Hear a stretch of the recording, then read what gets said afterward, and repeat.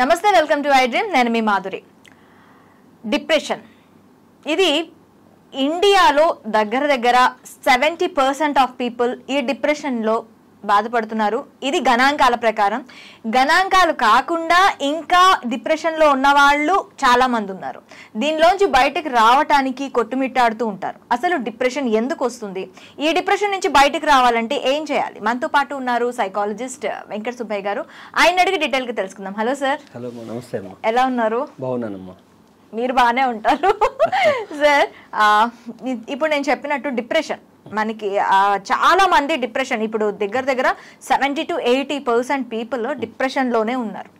వాళ్ళకి తెలియకుండానే డిప్రెషన్లో ఉంటున్నారు. సో ఈ డిప్రెషన్ అనేది ఏంటి, అసలు దీని నుంచి బయటకు ఎలా రావాలి? మానసిక కోణంలో ఆలోచిస్తే, మనోవిజ్ఞాన శాస్త్రం ప్రకారంగా ఆలోచించిన లేదా మన ఇండియాలో జరిగిన రీసెర్చ్ ఆధారంగా చేసుకున్నప్పటికీ కూడా భారతదేశంలో సుమారు 150 million people suffering with one or other mental illness అండి. అంటే వీళ్ళకి కంపల్సరీగా మానసిక వైద్యుని దగ్గర ట్రీట్మెంట్ అవసరం ఉన్నదనేది కూడా ఒక రీసెర్చ్ స్టడీస్ అనేది తెలియపరచడం జరిగింది.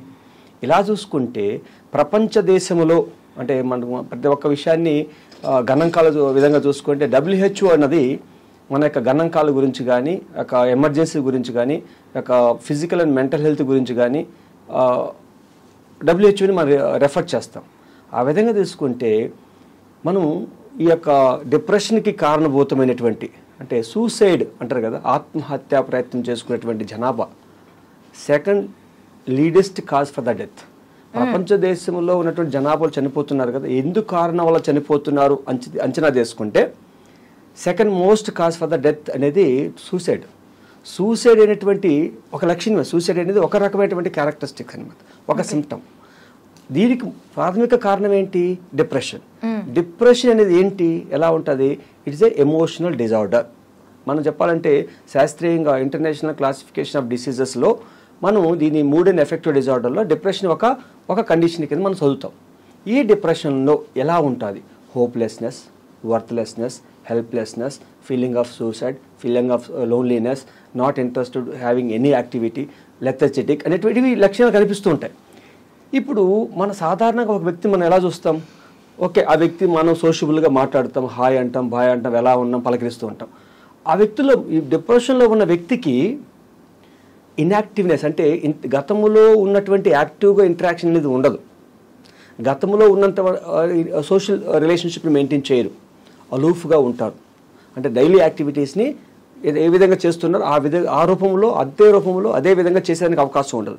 వీళ్ళు తక్కువ మోతాదులో వాళ్ళు యాక్టివిటీస్ని ఇన్వాల్వ్ అవుతుంటారు. రాను ఏమవుతుందంటే ఇన్యాక్టివిటీస్ పెరిగి సోషలైజేషన్ అనేది పూర్తిగా తగ్గుతుంది. అంటే ఈ యొక్క డిప్రెషన్లో ఉన్న వ్యక్తుల్లో ప్రాథమిక లక్షణాలు అంటే హెల్ప్లెస్నెస్, హోప్లెస్నెస్, వర్త్లెస్నెస్, అలాగే feeling of lonely, not interested to do any activity, excessive sleep, less sleep. రెండు వయసు వరుస. Excessive eating are less eating. ఎక్కువగా ఒబెసిటీ వచ్చేది కూడా డిప్రెషన్ కారణం. అలాగే డిప్రెషన్ కారణం. అంటే రెండు రకాలు. ఒక రకంగా చూస్తే డిప్రెషన్లో ఉన్న వ్యక్తి టీవీ చూస్తూ బెంజ్ ఈటింగ్ కంటిన్యూగా తింటూనే ఉంటాడు. ఎంత తింటున్నాను, ఏం తిన్నాను సెల్ఫ్ కంట్రోల్ ఉండదు. అలాగే తినడం కూడా ఇష్టం ఉండదు. అలాంటి పరిస్థితులు కనిపిస్తుంటాయి. దాన్ని ప్రాథమికంగా గమనించాల్సిన విషయం ఎవరుంటుందంటే ఫ్యామిలీ మెంబర్ పైన ఆధారపడి ఉంటుంది. ఎందుకంటే ఫ్యామిలీ మెంబర్స్ క్షుణ్ణంగా పరిశీలిస్తే అతని యొక్క ఎమోషన్స్ను స్పష్టంగా అర్థం చేసుకోగలిగితే తనలో డిప్రెషన్లో ఉండడం లేదు తెలుసుకోవచ్చు. అలాంటి డిప్రెషన్ కోణాలు అనేది మన సమాజంలో చూడండి, ముఖ్యంగా యువత చూడండి, ఎన్నో రకాలైనటువంటి వ్యాకులతలకు లోనవుతున్నారు, డిజైర్స్కి లోనవుతున్నారు, ఎన్నో రకాలైనటువంటి వాంఛలకు లోనవుతున్నారు. వ్యక్తి ఎంత టైం ఎలా ఉంటుందంటే ఈ యొక్క ఇన్ఫర్మేషన్ వరల్డ్లో బతుకుతున్నాడు. అవును. ఎలాంటి వరల్డ్ ఇది చూడండి. ఒకప్పుడు ప్రపంచంలో ఈ రంగంలో ముందుకు రావాలని టెక్నాలజీ ఫస్ట్ మనం ఇండస్ట్రియలైజేషన్ తీసుకొచ్చినాం. ఇండస్ట్రియలైజేషన్ టెక్నాలజీ తీసుకొచ్చినాం. టెక్నాలజీ తర్వాత ఇప్పుడు ఇన్ఫర్మేషన్ వరల్డ్ మొదలవుతుంది. ఇన్ఫర్మేషన్ వరల్డ్ ఏంటి? ఒక వ్యక్తికి మోతాది మించి, ఒక వ్యక్తి ఒక రోజు కావాల్సినటువంటి మోతాది మించి అతి మోతాదు లకంగా ఇన్ఫర్మేషన్ లోడ్ అవుతుంది. ఆ యొక్క ఇన్ఫర్మేషన్ కనుగొన్న వ్యక్తి ఏం చేస్తాడంటే తన యొక్క పరిధిని పెంచుకుంటూ పోతాడు. ఆ పరిధిలో తన యొక్క శక్తి సామర్థ్యాలని గమనించలేనటువంటి స్థితి. అంటే నీ శక్తి ఎంత, సామర్థ్యం ఎంత, నీ యొక్క పరిమితి ఎంత అనేది తెలియదు. నీ పరిధిని మించి మీరు ఎప్పుడైతే దాటిపోతారో అప్పుడు మీకున్నటువంటి ఆలోచన మీ ప్రవర్తనకు మధ్య తారతమ్యత పెరుగుతుంది. అప్పుడు సాధించలేనప్పుడు వ్యక్తి ఎమోషనల్కి లోనవుతుంటారు. ఉదాహరణకి మీరు నాకు ఫోన్ చేసి వెంకట సుబ్బయ్య గారు రాండి అన్న, నేను వస్తానమ్మా, ఒక హాఫ్ అన్ అవర్లో వస్తానన్నాను. కానీ నా సర్కమ్స్టెన్సెస్ ఏంటి అంటే నేను ఒక హాఫ్ అన్ అవర్లో రాగలిగేటువంటి డిస్టెన్సే, కానీ వచ్చే సమయంలో ఎన్ని రకాలంటే ఆటంకాలు కలుగుతాయి నేను ఎక్స్పెక్ట్ చేయలేను కదా. అవును, నేను ఎక్స్పెక్ట్ చేయలేదు. అలాంటి పరిస్థితులు ఉన్నప్పుడు నేను ఒక స్ట్రెస్కి లోనవుతాను. ఆ స్ట్రెస్ కూడా క్రమంగా ప్రతిరోజు ప్రతి సమయం ప్రతి విషయంలో కలిగిందంటే కూడా డిప్రెషన్ లోనికి అవకాశం ఉంటుంది. అంటే డిప్రెషన్కి కారణం ఏంటంటే వ్యక్తి యొక్క పర్సెప్షువల్ విధానం, తన యొక్క శక్తి సామర్థ్యాలను అర్థం చేసుకోకుండా కోరికలు పెంచుకోవడం, ఆ కోరికలు తీరకపోతే తన జీవితము అక్కడికి ఆగిపోయినటువంటి భావన కలిగి ఉండడం, ఇకపోతే సామాజిక పరిస్థితులు అంటే నేను వేరు మీరు వేరు, నా అవసరాలు వేరు మీ అవసరాలు వేరు, మీరు ఉండే విధానం మీ లైఫ్ స్టైల్ వేరు నా లైఫ్ స్టైల్ వేరు, మీ లైఫ్ స్టైల్కి నేను కావాలనుకోవడం, డిజైన్ పొందడం, నా యొక్క శక్తి సామర్థ్యాలు మర్చిపోవడం, ఏదో ఒక రూపంలో నీ స్థాయికి దేరాలనేటువంటి వక్రబుద్ధులు ఆలోచించుకోవడం, ప్రయత్నం చేయడం, దాంట్లో ఒడిదుడుకులు వస్తే తిరిగి నేను లైఫ్లో నేనేం సాధించలేనటువంటి భావన కలగడం. ఉదాహరణ చూడండి, స్కూల్ పిల్లలు ఇప్పుడు ఎగ్జామ్స్ రాశారు, రిజల్ట్స్ వస్తాయి. రిజల్ట్స్ వచ్చినప్పుడు కొంత పర్సెంటేజ్ పిల్లలు ఆత్మహత్య చేసుకుంటారని మనం ఉంటున్నాం. ప్రతి సంవత్సరం ఇదే జరుగుతూ ఉంటుంది. ఎందుకు అలా జరుగుతుంది? వాస్తవానికి పిల్లవాడు ఏం చేస్తున్నాడంటే తను స్కూల్లో జాయిన్ అవుతున్నాడు. జాయిన్ అయిన తర్వాత ఎప్పుడు చదువుతున్నాడు? ఎగ్జామ్ టైం టేబుల్ వచ్చినప్పటి నుంచి చదువుతున్నాడు. అంటే రోజు క్లాసుకి పోతాడు, వింటాడు, అప్పటికి అయిపోతుంది. కానీ విద్యా విధానములో ఎప్పుడైతే జూనో జూలై ఆగస్టు సెప్టెంబర్లో కాలేజీ స్కూల్లో జాయిన్ అయినప్పటి నుంచి తన యొక్క కర్తవ్యాన్ని నిర్వర్తించాలి. ఆ యొక్క నిర్వర్తన అనేది నిర్లక్ష్యం చేయబడి ఎప్పుడైతే ఎగ్జామ్ టైం టేబుల్ వస్తుందో అప్పుడు ఒక్కసారిగా తన యొక్క కర్తవ్యాన్ని గుర్తించి అప్పుడు ప్రారంభించినప్పుడు ఆ యొక్క 10 months ప్రోగ్రామ్ ఒక్కసారిగా చదవడం అనేది బడ్డ నేర్పినప్పుడు తను రాణించలేనప్పుడు తన సాయశక్తులు ప్రయత్నిస్తాడు. ప్రయత్నించే ఫలితం ఎట్లా ఎక్స్పెక్ట్ చేస్తావు? నీ యొక్క ప్రయత్నానికి అనుగుణంగా నువ్వు కానీ ఫలితాన్ని ఎలా ఎక్స్పెక్ట్ చేస్తాను? ఫస్ట్ ర్యాంక్ రావాలి, నాకు టాప్లో ఉండాలి అనేది ఎక్స్పెక్ట్ చేస్తున్నారు. ఎందుకు? సోషల్ కంపారిజన్ వల్ల. దాని వలన తన యొక్క సొసైటీలో నేను ఫెయిల్ అయిపోతే ముఖం ఎలా చూపించాలి, తల్లిదండ్రులకు ఎలా చెప్పాలి, ఫ్రెండ్స్కి చెప్పాలి అనేటువంటి సంకుచిత భావంతో వ్యక్తి తన ఈ యొక్క సొసైటీలో ఎక్స్పెక్టేషన్స్కి దూరం కావాలనే ఉద్దేశంతో ఆత్మహత్య చేసుకున్నాడు. దీనికి కారణం ఏంటి? సరైనటువంటి వ్యక్తిత్వ ప్రణాళిక లేకపోవడం. ఇది కూడా డిప్రెషన్కి లోనవుతుంటారు.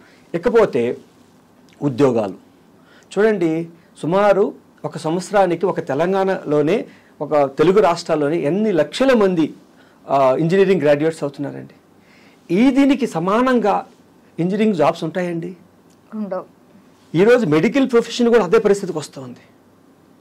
ఓకే, అది పరిస్థితి. ఎంబీబీఎస్ ఒకప్పుడు ఎంబీబీఎస్ డాక్టర్ అంటేనే చాలా డిమాండ్ ఉండేది. పాపం 1 లక్ష రూపాయలు 1.5 లక్ష సంపాదించగలుగుతారని ఒక నమ్మకం ఉంది. ఒక 30,000 రూపాయలు కూడా ఒక డ్యూటీ డాక్టర్లుగా పనిచేసుకునే స్థితిలో ఉన్నారు. అంటే కారణం ఏంటి? నీకు పబ్లిక్లో డిమాండ్కి అనుగుణంగా వృత్తి నిపుణులు కావాలి. ఈ యొక్క డిమాండ్ తక్కువ ఉంది, వృత్తి నిపుణులు ఎక్కువ ఉన్నారు. దీంట్లో ఉన్నటువంటి స్కిల్ఫుల్గా ఉన్నటువంటి వ్యక్తులకు మాత్రమే జాబ్స్ వస్తున్నాయి. వాళ్ళని మోడల్గా చూసుకుని ప్రతి ఒక్కరు ఇంజనీర్ కావాలి, సాఫ్ట్వేర్ ఇంజనీర్స్ కావాలి. కాకపోతే ఆ జాబ్ తప్ప ఇంకొక జాబ్ చేయరు.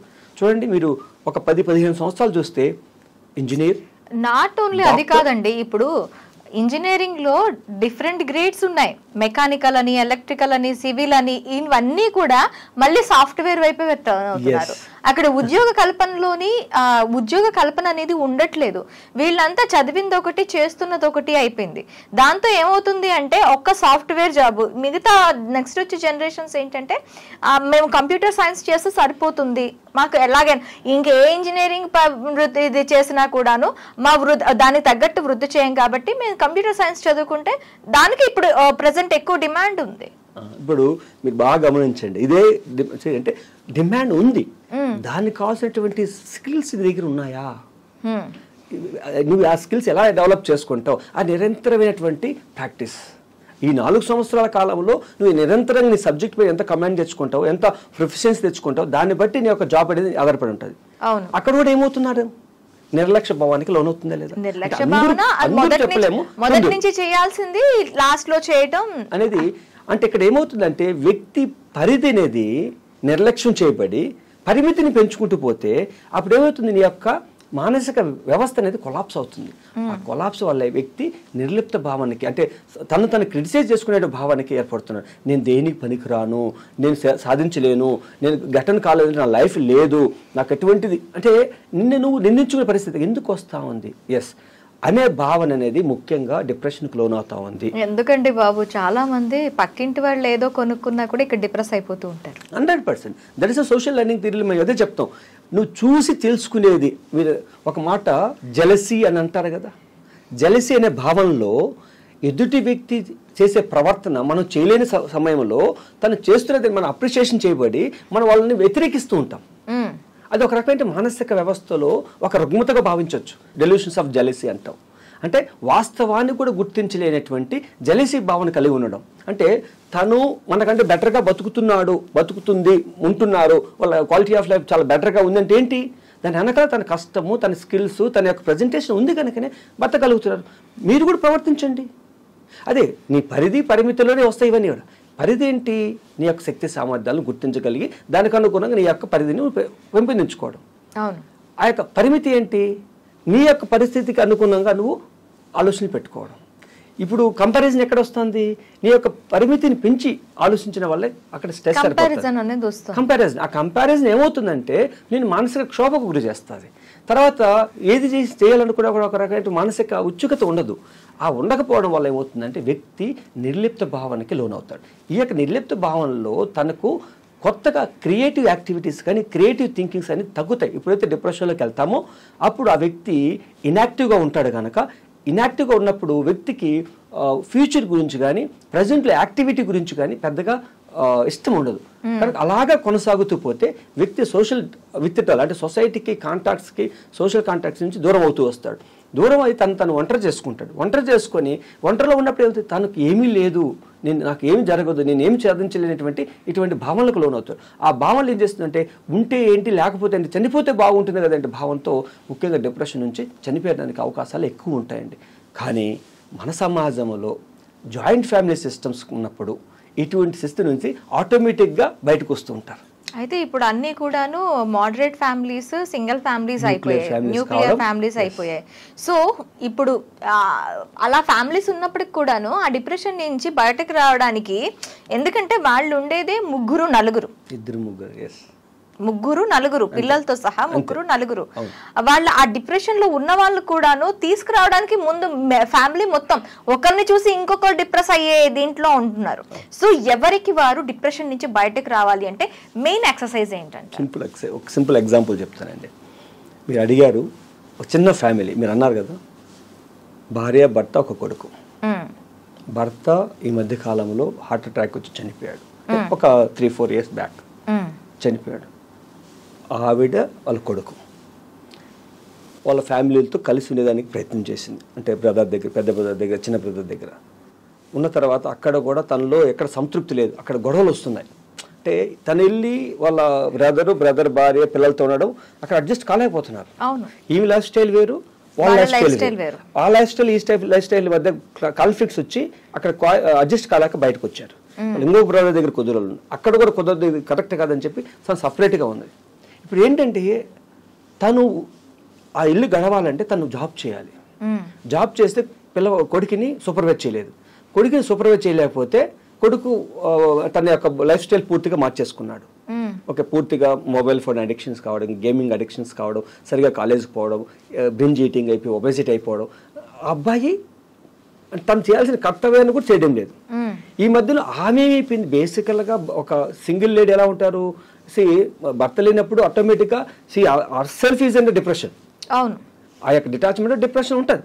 ఆ డిప్రెషన్ని తను అందరి ప్రపంచానికి ఒక మాస్క్ వేసుకొని నవ్వుతూ జాలీగా మాట్లాడేట్టు కనిపిస్తుంది. నేను వాళ్ళతో మాట్లాడిన తర్వాత కొంత డిస్కస్ చేసిన ఫ్యామిలీ గురించి తెలుసుకున్న తర్వాత యు ఆర్ అండర్ మాస్క్ అని చెప్పాను. యు ఆర్ అండర్ మాస్క్ ఏంటిని అడిగింది. మీరు ప్రపంచానికి కనపడే వ్యక్తి మీరు కాదు. That is you. అంటే మీ సొసైటీ మిమ్మల్ని ఎంత ఎక్స్పెక్ట్ చేస్తుందో ఆ ఎక్స్పెక్టేషన్కి అనుగుణంగా మీ ఫేసుల్లో అలా హావభావాలు కల్పిస్తున్నారు తప్ప మీరు అది కాదంటే. అదే ప్రతి నవ్వే పెదవి వెనక కన్నీటి కళ్ళు ఉంటాయి అంటారు. ఆ కన్నీటి కళ నేను ఓపెన్ చేసి ఆ మాస్క్ తీస్తే సముద్రం. ఏంటి సముద్రం? నేను బతుకుతానే లేదు, నేను ఎన్ని రోజులు బతుకుతాను తెలియదు, నా కొడుకు భవిష్యత్తు ఏంటి, నా కొడుకు నేను కాపాడగలుగుతాను లేదు. మొత్తం డిప్రెషన్. అంటే అలాగా మాస్క్ వేసుకొని తిరిగే వాళ్ళు చాలామంది ఉంటారు సమాజంలో. అంటే ఇక బాగా గమనించిందంటే, అంటే చూసేదని వాస్తవాలు కాదు. అందరూ అంటుంటారు, నిన్న బాగున్నాడు కదా, అరే ఎందుకు ఆత్మహత్య చేసుకుని చనిపోయాడు, మొన్న బాగున్నా కదా ఆత్మహత్య చేసుకుని ఎందుకు చనిపోయినారు, ఎందుకు ఏం జరిగింది, అంతా బాగానే అని మనకు ప్రపంచానికి కనపడేది అంతర్గతంగా జరిగేది చాలా రకాలుగా. ఇది డిప్రెషన్ ఉన్నటువంటి ఒక మనం ఎవరు గుర్తించలేటువంటి చాలా సంక్లిష్టమైన పరిస్థితులు అనమాట. ఇది మనం అంటే డిప్రెషన్ని నుంచి బయటపడడానికి ఏం చేయాలి? ఫస్ట్ థింగ్ మనం గుర్తుపెట్టుకోవాల్సిన విషయం అంటే, ఎవరైతే డిప్రెషన్లో ఉంటారో తనకి తెలుస్తుంది, బేసికల్గా తెలుస్తుంది. ఆ యొక్క డిప్రెషన్లో విన్న వ్యక్తి తెలుస్తున్నప్పుడు తను ఒంటరి చేసుకునేటువంటి యాక్టివిటీ జరుగుతున్నప్పుడు ఫస్ట్ ఆ ఒంటరితనం నుంచి బయటకు వచ్చేదానికి ఇన్యాక్టివ్ యాక్టివిటీస్ చేయాలి. ఇన్యాక్టివ్ యాక్టివిటీస్ అంటే మీరు యాక్టివ్ ఒకసారి ఫంక్షన్ జరుగుతుందండి, so you are not active responsible candidate, కానీ యాక్టివ్ రెస్పాన్సిబిలిటీ తీసుకునే వ్యక్తితో మీరు పక్కన ఉండాలి. అంటే సోషల్ యాక్టివిటీలో పార్టిసిపేట్ చేయాలి, సోషల్ ఇంటరాక్షన్ని అభివృద్ధి పరచుకోవాలి, సోషల్ కమ్యూనికేషన్ అంటే మీరు ఖచ్చితంగా చేయాలి, కన్ఫర్మ్ సక్సెస్ కావాలి, నేను చేసిన పని అంతా గుర్తించాలనే వద్దు. Just be A part of in the social activity. Minimum 5 members నుంచి 10 మెంబర్స్ మధ్యలో మాట్లాడాలి. ఉన్న 4 గోళ్ల మధ్య కాకుండా 4 స్తంభాల మధ్య, అంటే బయటకు వచ్చి ప్రపంచాన్ని చూడాలి. ఎప్పుడు ఇంటికి పరిమితం కాకూడదు, బయటికి రావాలి. అలాగే మనసుకు బాధ అనిపించినప్పుడు నీకు తెలిసిన ఫ్రెండ్ ఎవరైతే చిన్నప్పుడు ఫ్రెండ్ కానీ ఎప్పుడో ఫ్రెండ్ కానీ ఏదో కొంత కాంటాక్ట్ నెంబర్ ఉంటే యూ హ్యావ్ టు కాంటాక్ట్. ఇవి యాక్టివిటీలో మనం చేసేటువంటి ప్రాథమికమైనటువంటి మార్పు అండి. అంటే ఇంటి నుంచి బయటకు తీసుకురా. చూడండి, డిప్రెషన్లో ఉన్నవారు బెడ్ పైనే ఉంటారు, బెడ్ పైన టిఫిన్ చేస్తారు, బెడ్ పైన లంచ్ చేస్తారు, బెడ్ పైన డిన్నర్ చేస్తారు, బెడ్ పైన పడుకుంటారు. They don't want away from the bed. మనం ఏం చేస్తున్నాం, మీరు ఇంట్లో యాక్టివిటీస్లో మీరు పాలు పంచుకోవాలని చెప్తున్నాం, తల్లి కానీ తండ్రి కానీ. అలాగే మీ ఫ్రెండ్స్తో సోషల్ యాక్టివిటీలో మీ ఫ్యామిలీ మెంబర్స్ జస్ట్ వెళ్ళి బయటకు వచ్చి జస్ట్ పార్టిసిపేట్ చేయమని, అంటే no responsible but be a part of it అని చెప్తున్నాం. ఇకపోతే ఇది సోషల్ యాక్టివిటీలు ప్రాథమికంగా. రెండోది ఏంటంటే, మీరు డిప్రెషన్ నుంచి బయటకు రావాలంటే ఫిజికల్ యాక్టివిటీ అనేది చాలా ప్రాథమికంగా ఉపయోగపడుతుంది.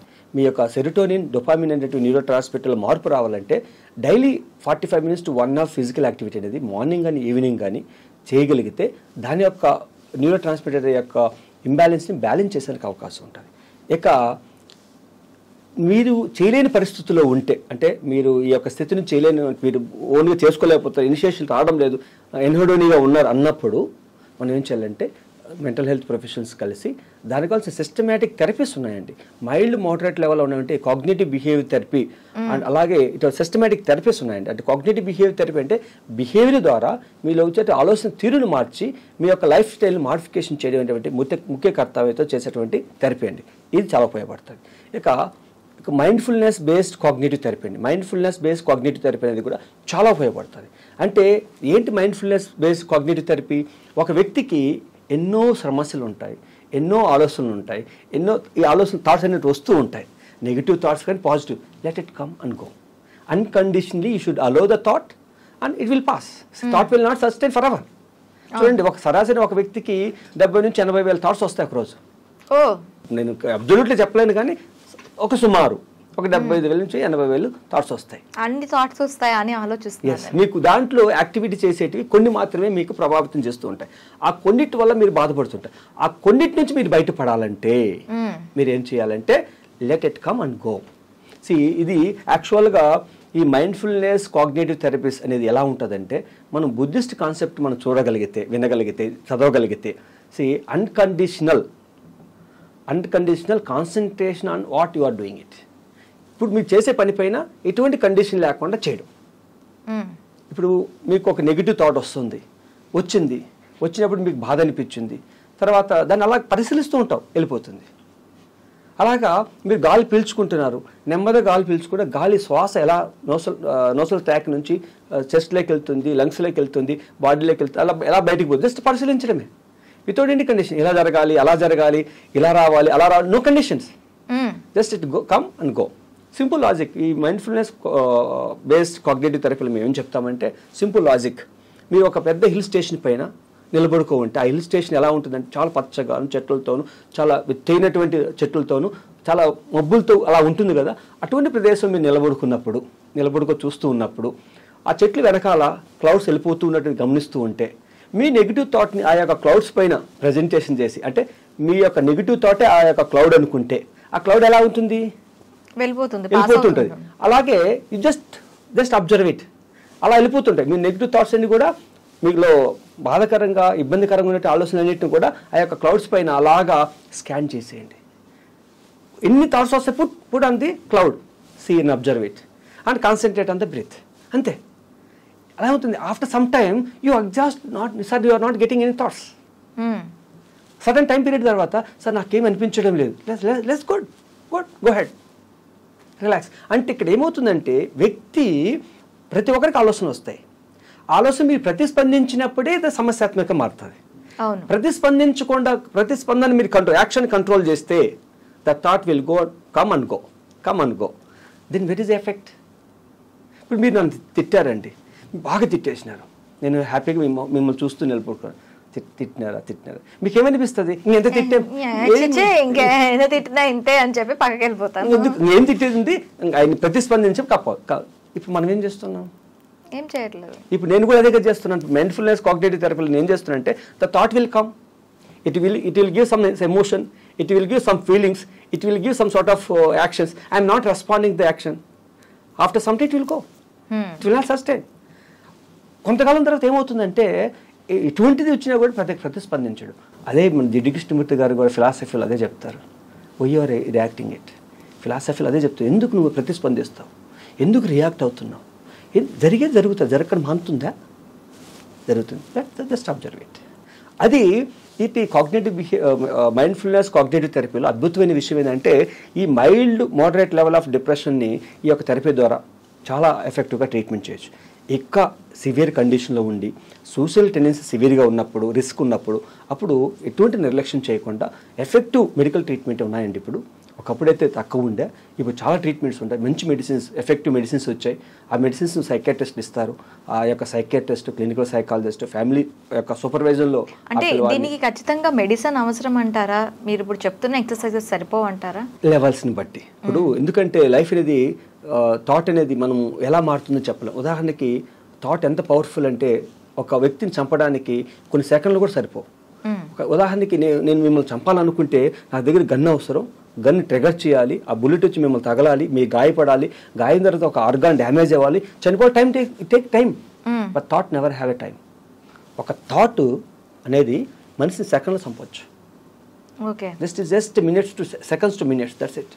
అంత పవర్ఫుల్. కనుక ఆ విషయంలో పరిగణనలు తీసుకొని ఒక డిప్రెషన్లో సూసైడల్ టెండెన్సీస్ రిస్క్లు ఉన్నప్పుడు, సెల్ఫ్ హార్మ్ బిహేవియర్ ఉన్నప్పుడు నిర్లక్ష్యం చేయకుండా మెడికల్ ఇంటర్వెన్షన్ అనేది చాలా ఇంపార్టెంట్ అండి. ఆ మెడికల్ ఇంటర్వెన్షన్ ఎందుకు అవసరం అంటే ఆ న్యూరో ట్రాన్స్మిటర్ యొక్క ఇంబ్యాలెన్స్ అనేది అధికంగా ఉండడం ద్వారా ఆ న్యూరో ట్రాన్స్మిటర్ ఇంబ్యాలెన్సెస్ వల్ల తన యొక్క ప్రవర్తనలో సివియర్ అయినటువంటి డెసిషన్ తీసుకోవడం అనేది జరుగుతుంది. కనుక ఆ యొక్క సివియారిటీని సెడేటివ్ ద్వారా కంట్రోల్ చేసుకొని ఆ యొక్క పరిస్థితుల్లో ఉన్నప్పుడు ఈ యొక్క cognitive behaviour therapy, mindfulness based cognitive థెరపీని మనం ఇంటర్వెన్షన్ చేయడం ద్వారా తన స్ట్రెస్ని కూడా మనం తగ్గించడం ద్వారా తను నిజంగా చెప్పాలంటే ఈ విల్ ఓవర్కమ్ 90% అండి. Okay, thank you sir, thank you very much. Thank you.